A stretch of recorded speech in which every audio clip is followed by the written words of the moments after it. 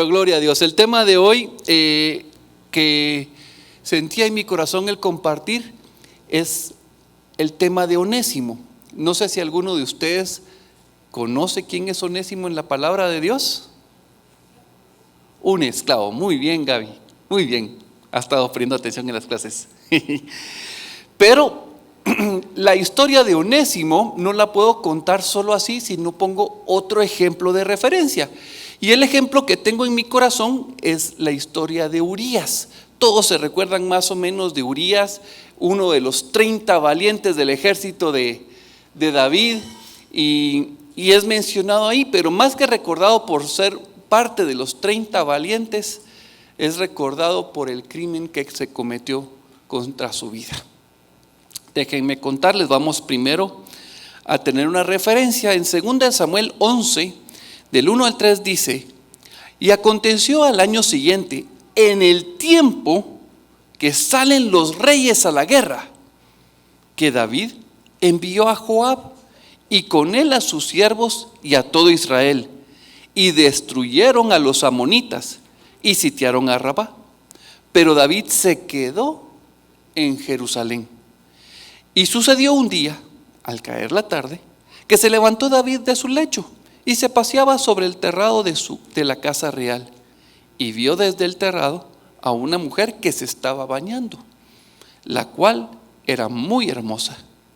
Envió David a preguntar por aquella mujer, y le dijeron: aquella es Betsabé, hija de Eliam, mujer de Urías Eteo. Este es el punto de referencia, y lo demás lo voy a contar. No nos vamos a ir a revisar las citas bíblicas, pero en resumido, David llamó a Betsabé a su casa, se acostó con ella y ella quedó embarazada. Y al saber esto David, él quiso ocultar su pecado.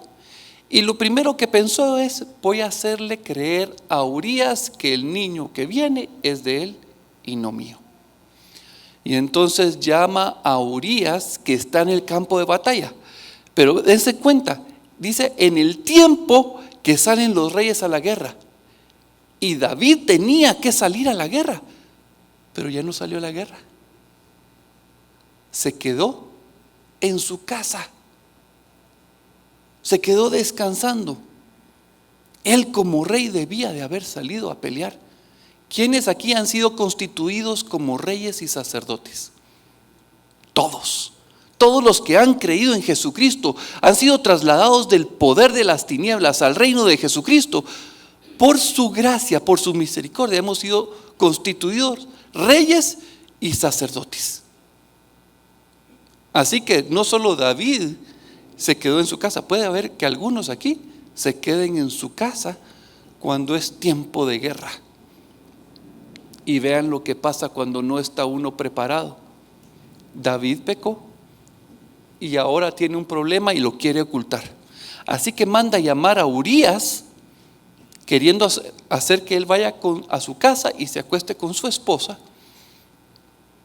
Pero resulta que después de que platican, comen y todo, Urías no se va a su casa, se queda en la guarnición. Y cuando se entere: ¿por qué no fuiste a tu casa? ¿Cómo me voy yo a mi casa a dormir en mi cama, a dormir con mi mujer, si todo el ejército del Señor está acampando y está peleando? Aunque yo no esté allá, mi actitud es de guerra aquí. ¿Qué clase la que le dio a David? Le dio una bofetada en la cara. Entonces, este día siguiente lo vuelve a invitar a comer, pero con la intención de emborracharlo. Y ya bien tomadito de unas copas de vino, dice: hoy sí, vete a tu casa, pensando que con los traguitos lo iba a convencer. ¿Y qué creen?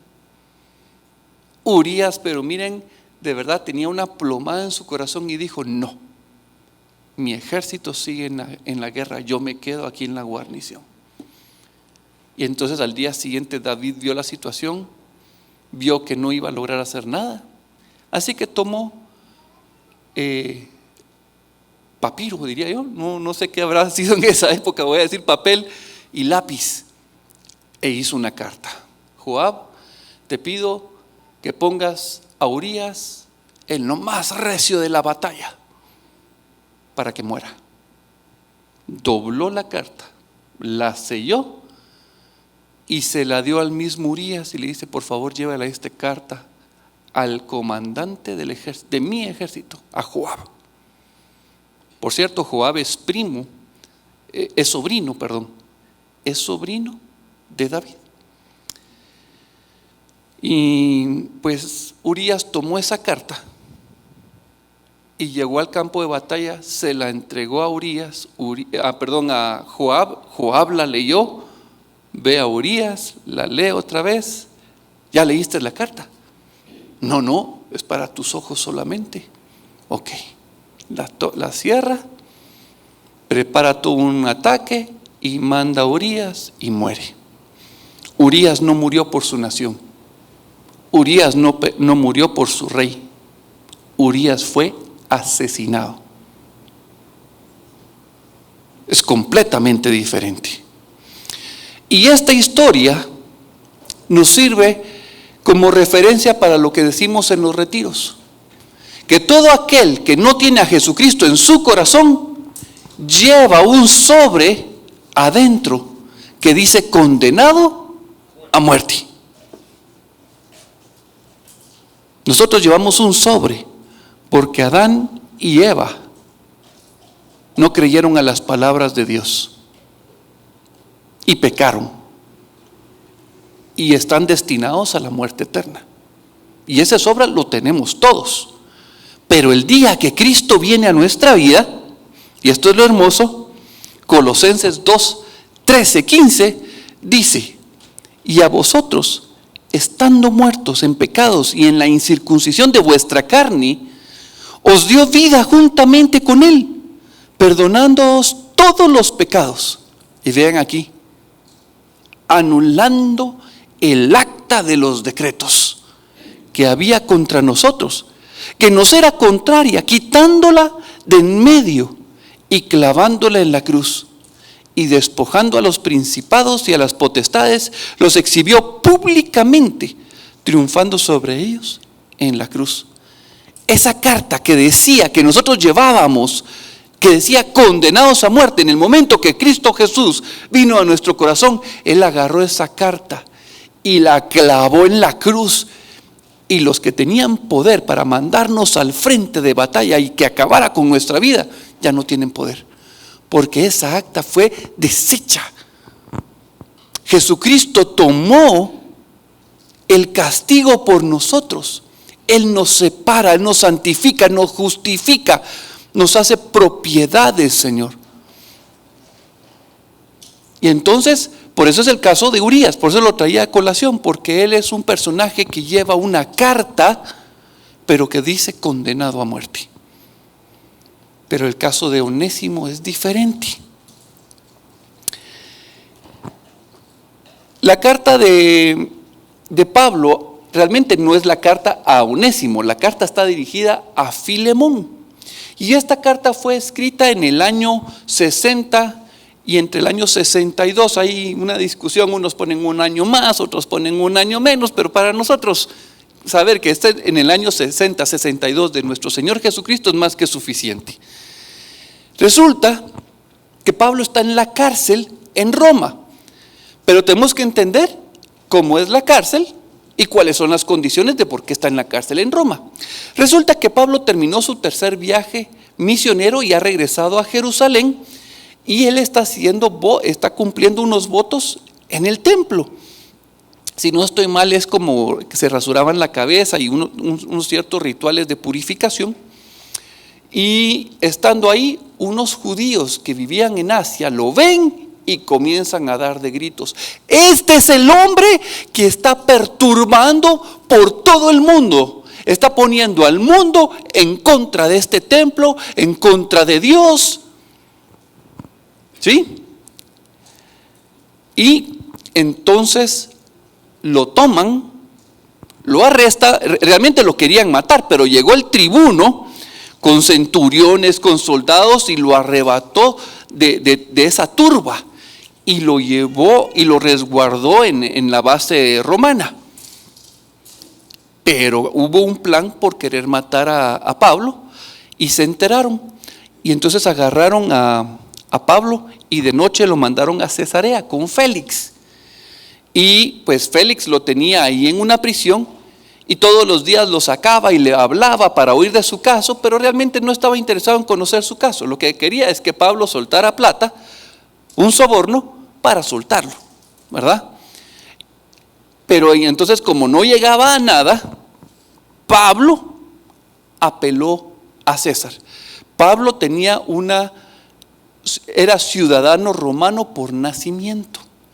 Así que cuando él estaba en una audiencia con unos personajes de gobierno, él apeló al César. Y cuando lo dijo, todos dijeron, ya no podemos tocarlo.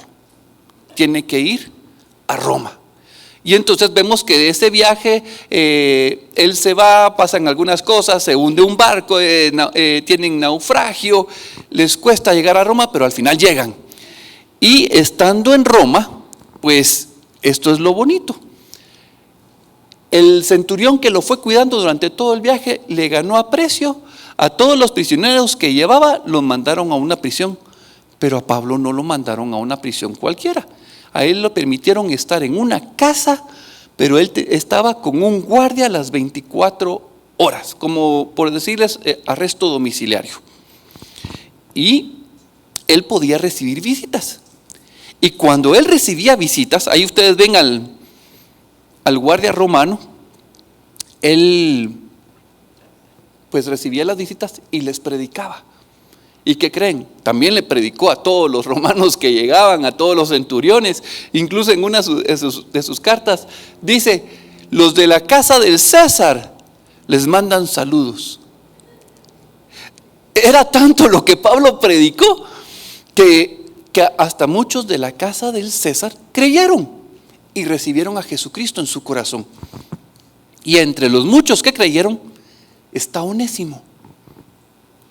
Y también tengo que contarles que Onésimo era esclavo. Hay muchas teorías sobre los crímenes de Onésimo. Unos dicen que Onésimo mató a alguien y que por eso huyó. Otros dicen que robó. Otros dicen que desfalcó a su amo. Otros dicen que solo se escapó. Pero no vamos a hacer conjeturas. Simplemente vamos a decir que Onésimo se escapó de su amo y con ese delito en el Imperio Romano él ya era reo de muerte. Él ya era digno de muerte. Y cuando oye la predicación de Jesucristo, ¿sí? Él viene, se acerca a Pablo y le comienza a decir, mira, yo quiero confesar mis pecados. He sido convencido de lo que Cristo ha hecho en mí, lo que Cristo hizo en la cruz por mí. Yo ya no puedo callar mis delitos. Y entonces Pablo se le queda viendo, bueno, siéntate, a ver, contame, tranquilo. Pero necesito decirlo bajito porque aquí hay un soldado romano. Yo no soy libre, soy esclavo. Pablo de plano la agarró en ese momento y supo, estás en serios problemas. ¿Y de dónde es tu amo? Él es de Colosas. Entonces, ahí tiene Pablo la primera respuesta. Y luego le pregunta a Pablo, ¿y cómo se llama tu amo?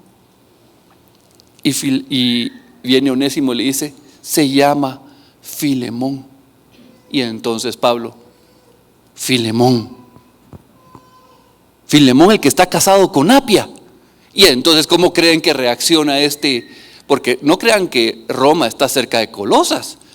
Yo me imagino, todo lo que les estoy contando es producto de lo que yo creo que pasó. Me imagino que Onésimo se le abrieron los ojos. Sí, la esposa de Filemón se llama Apia. Y viene Pablo y le dice, y que juntos tienen a un hijo que se llama Arquipo. Yo me imagino que el pobre Onésimo sintió la gota fría correrle por toda la espalda. Ya no respondió con voz, solo movió su cabeza. Eso es lo que yo me imagino.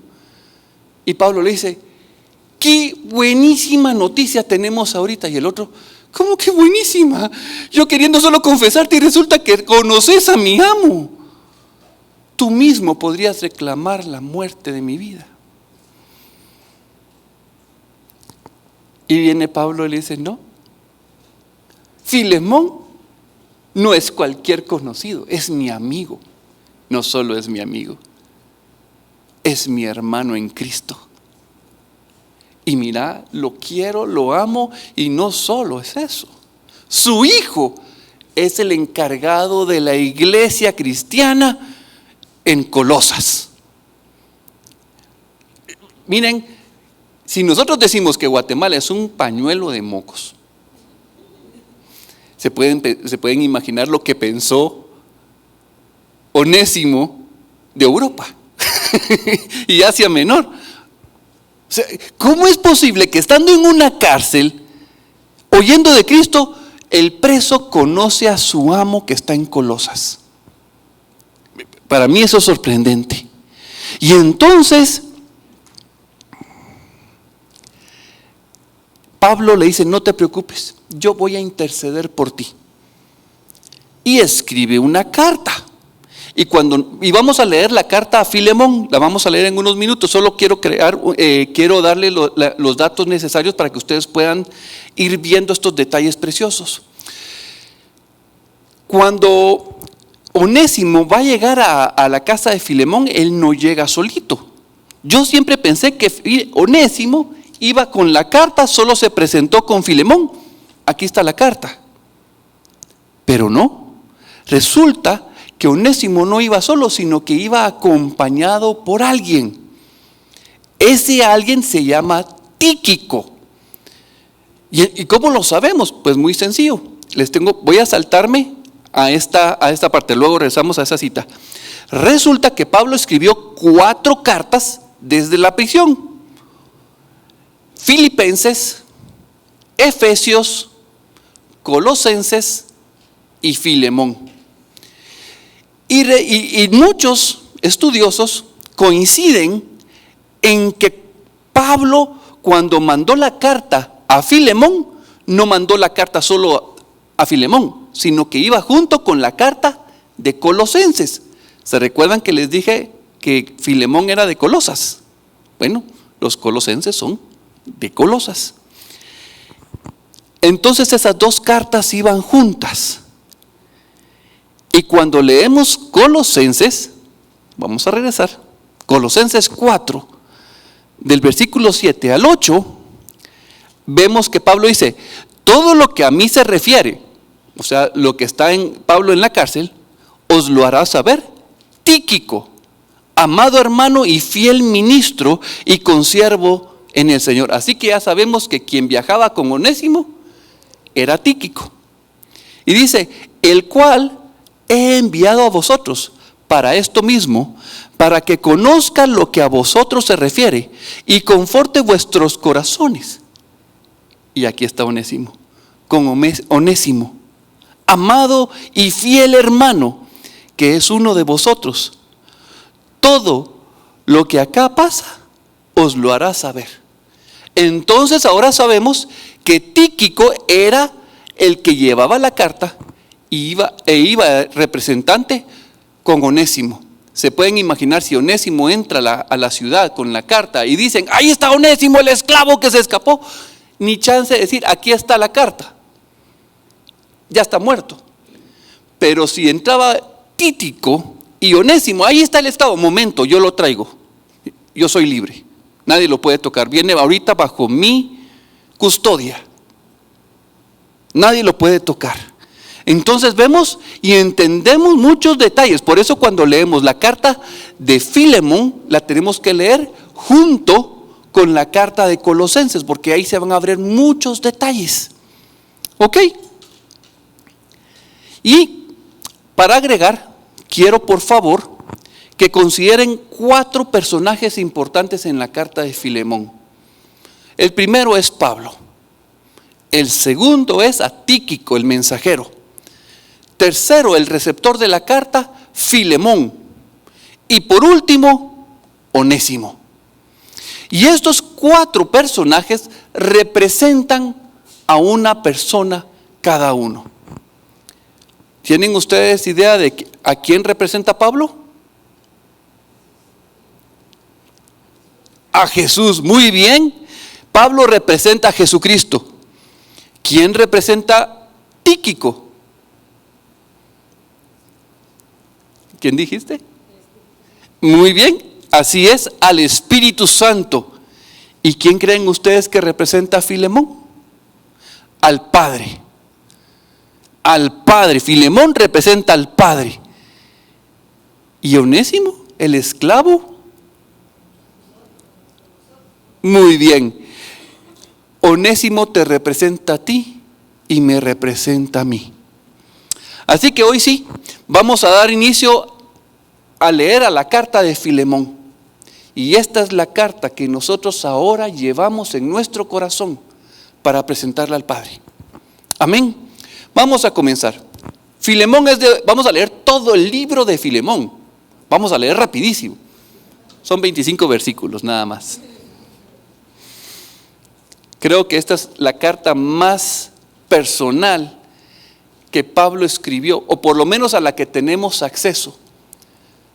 Pablo escribió con su corazón y con una astucia.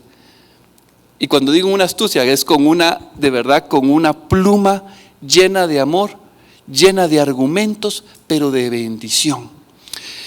Dice, Pablo, prisionero de Jesucristo, y el hermano Timoteo, al amado Filemón, colaborador nuestro, y a la amada hermana Apia, y a Arquipo, nuestro compañero de milicia, y a la iglesia que está en tu casa. Gracia y paz a vosotros de nuestro Padre y del Señor Jesucristo. Es interesante porque estamos viendo ahorita la introducción, pero aquí se abren un montón de detalles. Número 1, Pablo se describe a sí mismo como prisionero. De las únicas cartas donde no dice apóstol, sino prisionero. O sea, estaba en la cárcel, pero no dice soy prisionero de los romanos, no, soy prisionero de Cristo. Soy prisionero de su evangelio, de su buena noticia. Soy prisionero de su amor, de su mirada, de su misericordia, de su bondad. Soy prisionero, me cautivó. Él me cautivó. Y ese es uno de los primeros detalles, porque él comienza a hablar de un amor, de una condición que debería ser contraria, pero está hablando del amor del Padre. Luego se dirige a Filemón y le dice colaborador. Tú eres uno de los que nos apoya a evangelizar, a llevar la buena nueva. Mándale un saludo a la hermana Apia, que es tu esposa. Y resulta que Arquipo, nuestro compañero de milicia, o sea, Arquipo también predicaba la buena nueva, enseñaba la palabra. Arquipo no era inferior, le dice mi compañero de batalla. O sea, es una introducción muy hermosa, un saludo, pero la parte que sigue es el saludo a la iglesia. Y dice, y a la iglesia que está en tu casa, gracia y paz. Y aquí hay un elemento muy interesante, porque una carta, cuando comúnmente me llevan una carta a mí, yo la leo en privado. Pero esta carta no fue escrita para ser leída en privado. Este saludo a la iglesia revela lo siguiente, que Tíquico, ya teniendo a Onésimo y viendo los dueños a Onésimo y la iglesia viendo a Onésimo, Tíquico les dice, vamos a tener una reunión, necesito que llamen a la iglesia. Y sientan a la iglesia, sientan a Filemón, a Apia y Arquipo, y tienen aquí a Onésimo. Yo voy a fungir ahorita de Tíquico, ¿sí? Y yo comienzo a leer la carta. ¿Se pueden imaginar Onésimo? ¿Cómo estaba él? Así, orgulloso. Yo no me imagino a Onésimo así, yo me imagino a Onésimo con la cabeza agachada. Señor, por favor, que encuentre gracia delante de sus ojos, que no me manden a matar, que ellos entiendan que yo ya te recibí, que soy nueva criatura, que lo viejo pasó, que tú eres mi padre, que soy tu hijo. Señor, yo me imagino que ahí se desataron todas las lenguas, oró como a 1000 por hora. Yo no sé. Yo me imagino que eso era lo que Onésimo sentía. Y entonces Tíquico hizo este saludo. ¿Y saben por qué hizo ese saludo de esta manera abierta la carta? Porque Pablo astutamente estaba poniendo a Filemón entre la espada y la pared. Todo lo que él hiciera iba a ser conocido por la iglesia. Qué astuto, ¿verdad? Pero vean lo siguiente. Por cierto, el detalle de Arquipo, ¿por qué sabemos que era el líder de la iglesia? Porque en Colosenses 4:17 dice que Pablo también le dice a Arquipo: mira que cumplas el ministerio que recibiste en el Señor. Entonces tenemos que es compañero y tiene un ministerio. Comenzamos a ver que la familia de Filemón es una familia preciosa, hermosa. Y vamos a pasar al siguiente detalle que está en los siguientes versículos. Vamos a continuar la lectura en Filemón. Vamos al versículo 4. Dice: doy gracias a mi Dios haciendo siempre memoria de ti en mis oraciones, porque oigo del amor y de la fe que tienes hacia el Señor Jesús y para con todos los santos, para que la participación de tu fe sea eficaz en el conocimiento de todo el bien que está en vosotros por Cristo Jesús. Pues tenemos gran gozo y consolación en tu amor, porque por ti, oh hermano, han sido confortados los corazones de los santos. Miren, yo de verdad me disfruto esta carta, y cuando ya la he estudiado, ya tengo un poquito más de contexto y leo este pedazo y digo yo, este Pablo bandido comienza a decirle a Filemón: mira, hermano hermoso, lindo, querido, tu testimonio va por delante de ti. Habla de lo que Cristo ha hecho en tu vida.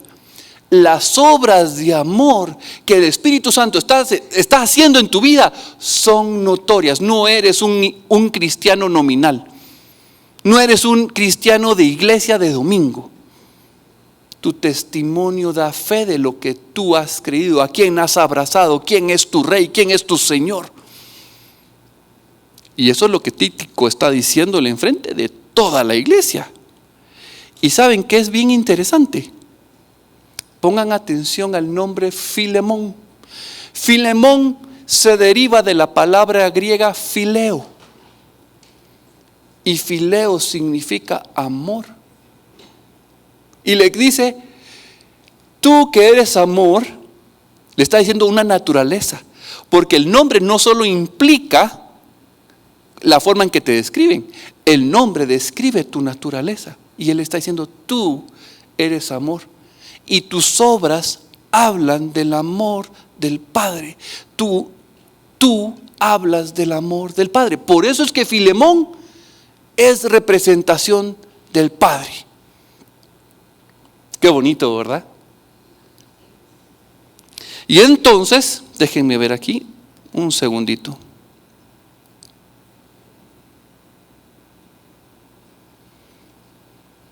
Ok.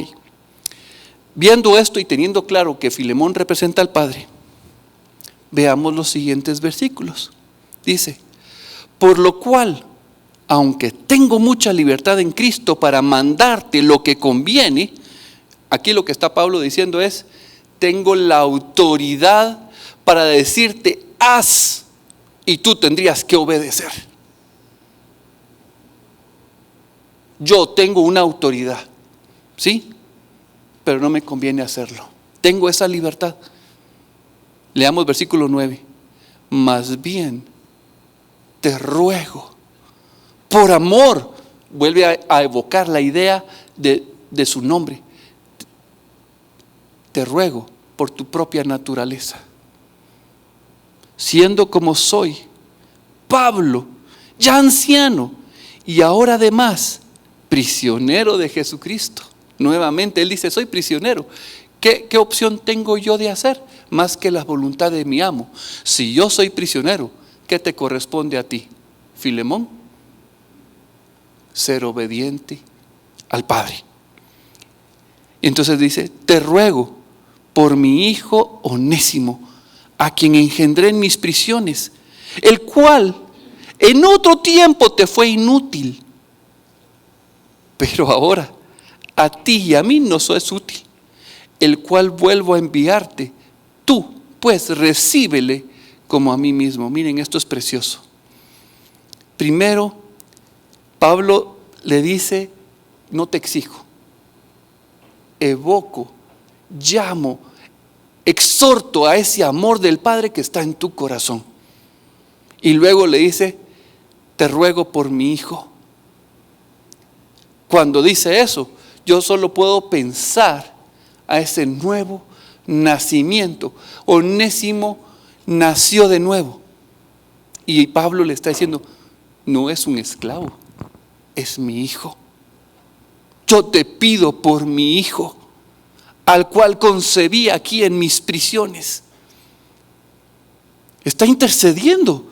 Se pueden imaginar a toda la iglesia. Cuando primero yo me imagino la cara de Filemón viendo a Onésimo. ¿Qué hiciste? ¿Qué fuiste a decir? ¿Qué chanchu? No sé. Y de repente comienza con toda esta carta. Yo me imagino el cambio de rostro de Onésimo, tal vez hasta con los brazos cruzados.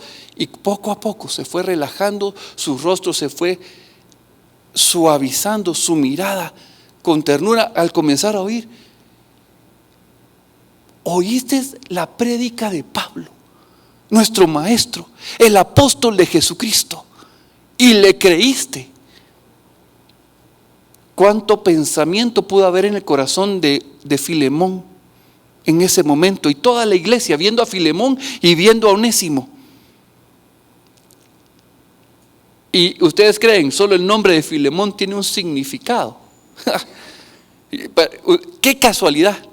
La Biblia está llena de casualidades.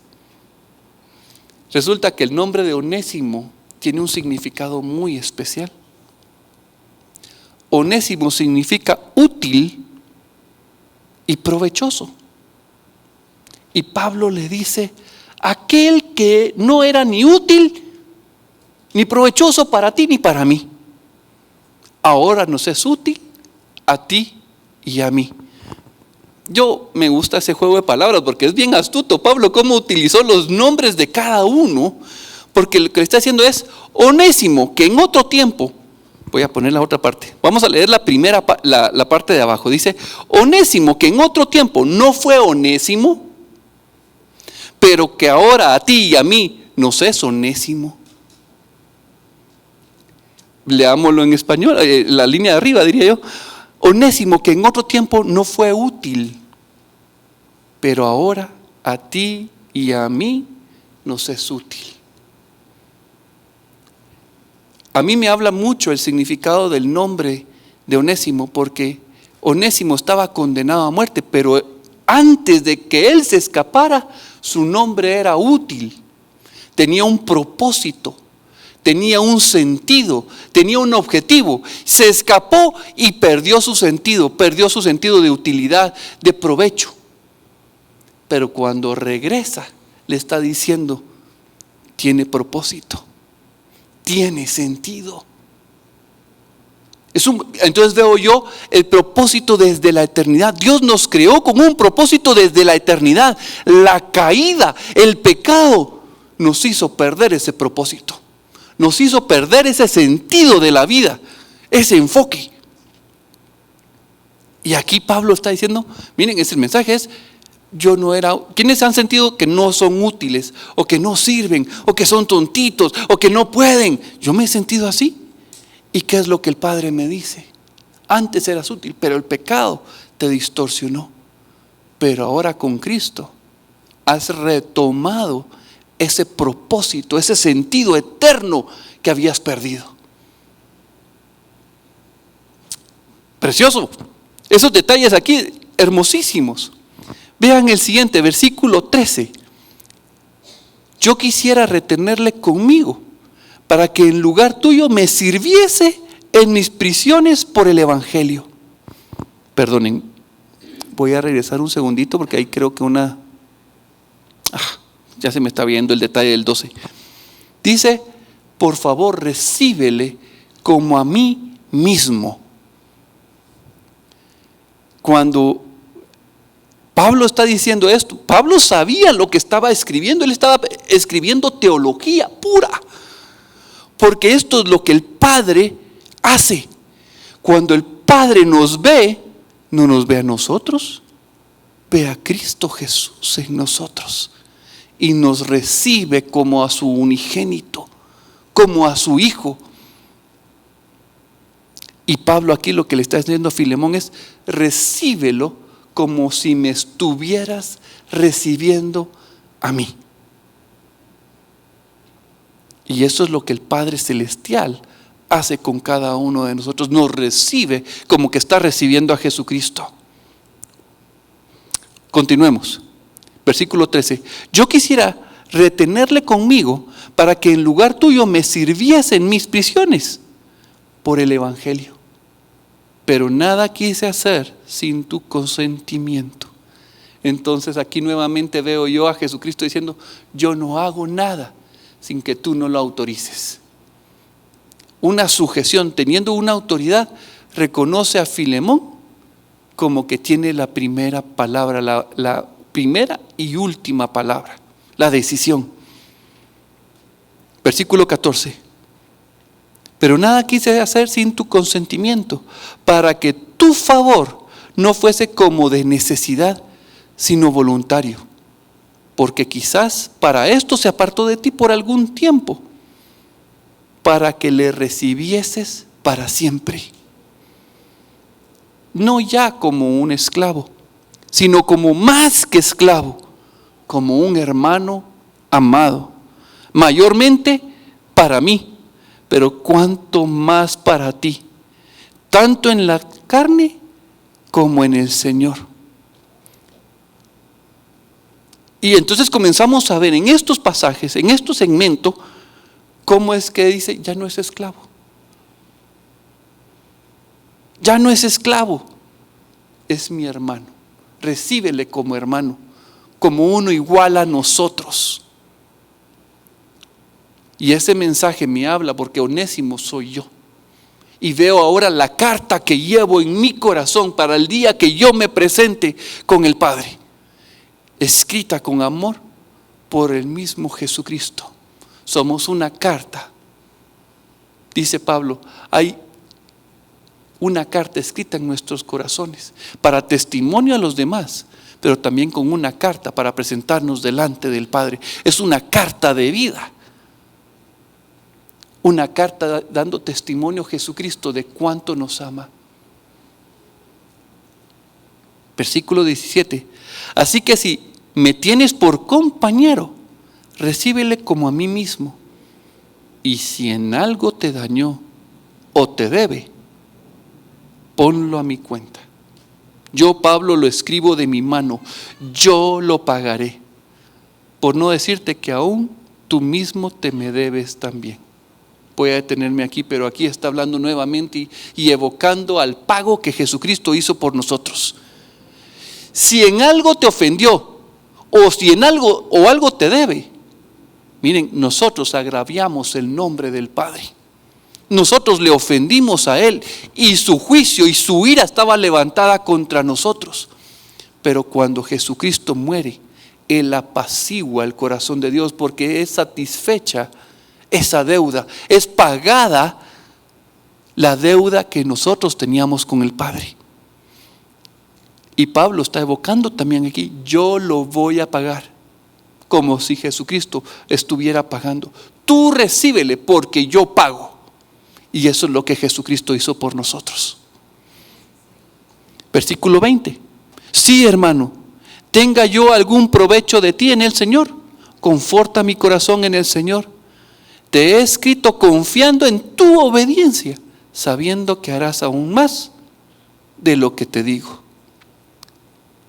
Y entonces cuando yo veo aquí que le está diciendo: yo sé que te estoy diciendo que hagas algo, pero ya con lo que te he dicho, yo sé que tu corazón fue conmovido a misericordia.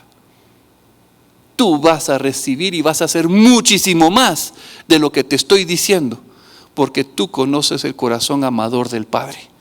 Tú conoces a Jesucristo. Tú te dejas guiar por el Espíritu Santo. Versículo 22 al 25 y termina la carta. Prepárame también alojamiento, porque espero que por vuestras oraciones os seré concedido. Te saludan Epafras, mi compañero de prisiones por Cristo Jesús, Marcos, Aristarco, Demas y Lucas, mis colaboradores. La gracia de nuestro Señor Jesucristo sea con vuestro espíritu. Amén. Entonces, hagamos un repaso. Pablo representa a Jesucristo. Onésimo te representa a ti y me representa a mí. El Espíritu Santo es representado por Tíquico. Y los pongo a los dos juntos, porque Jesús fue muy claro: yo me voy, pero les voy a dejar el Espíritu Santo que los va a acompañar y les va a recordar todas las cosas. Y Filemón representa al Padre. Y de Jesucristo nosotros vamos de camino al Padre. Y yo quiero que ustedes se imaginen, porque el camino de Roma a Colosas no es corto, posiblemente unas cuantas semanas o unos meses. Y en ese tiempo yo me imagino que Onésimo tuvo dudas. De repente dijo: no, me van a matar. Es que vos no conoces a los vecinos. Dios mío, miren lo que pasa por la mente de una persona.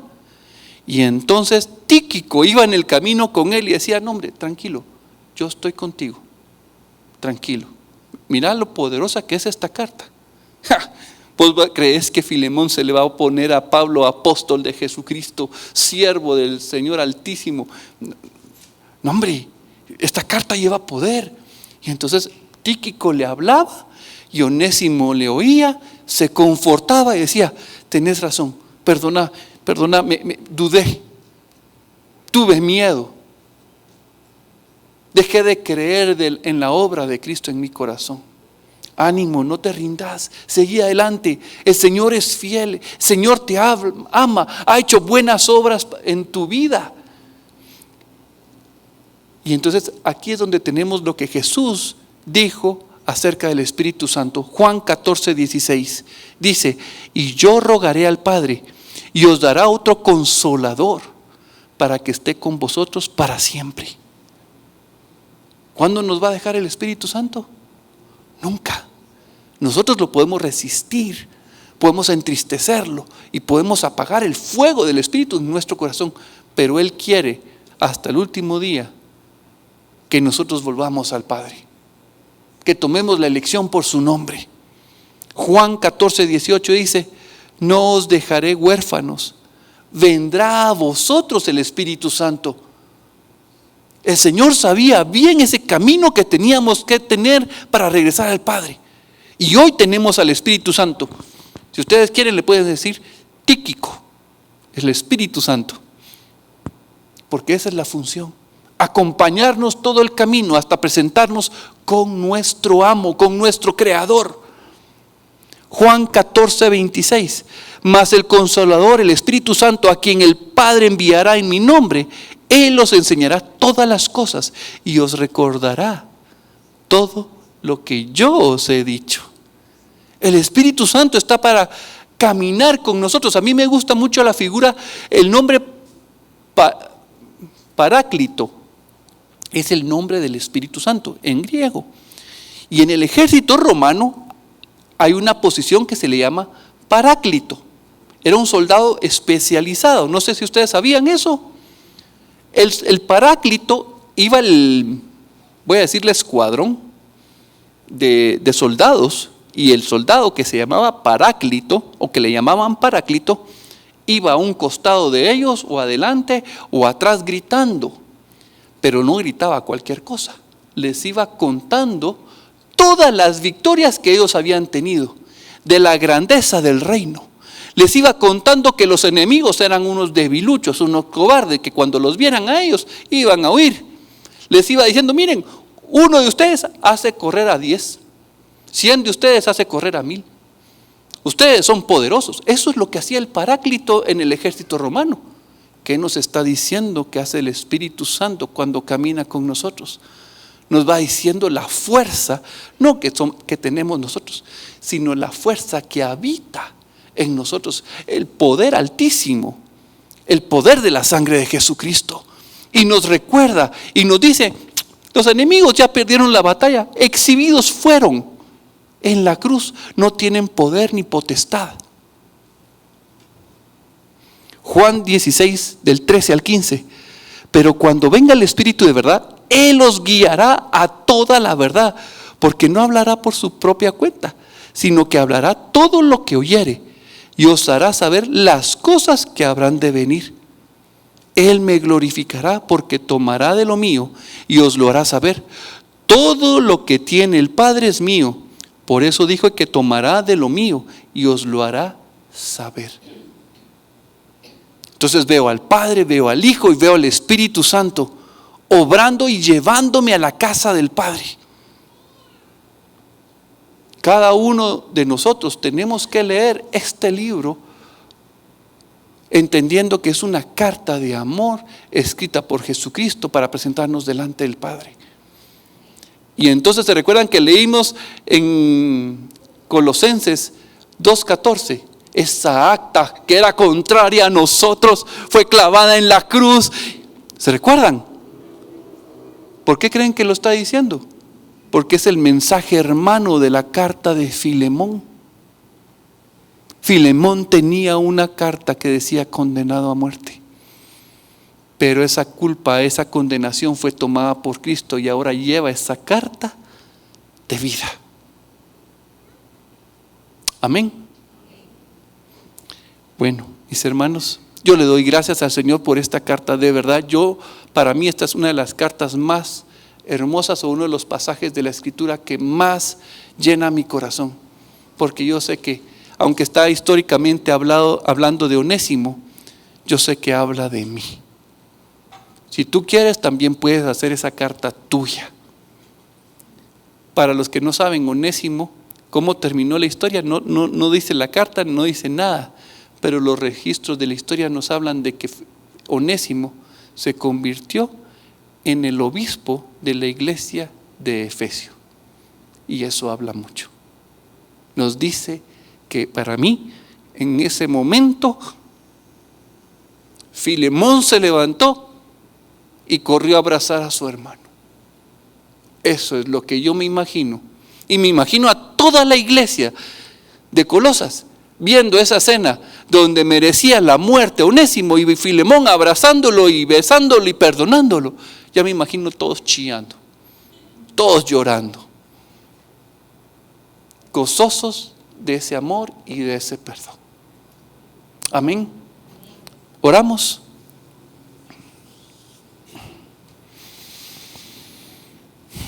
Padre bueno,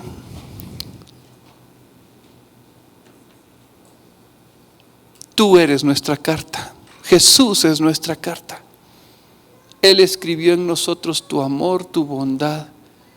La escribió con su sangre para el perdón de nuestros pecados. Nos trasladó del poder de las tinieblas al reino de tu Hijo amado. Nos hizo tuyos. Nos redimió, nos rescató, nos salvó de nuestra vana manera de vivir. Señor,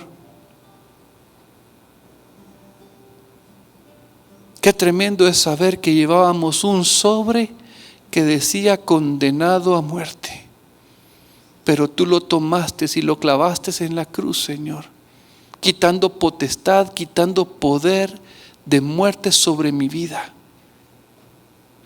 Y no solo clavaste esa carta, sino que me diste una nueva carta para presentarme delante de ti.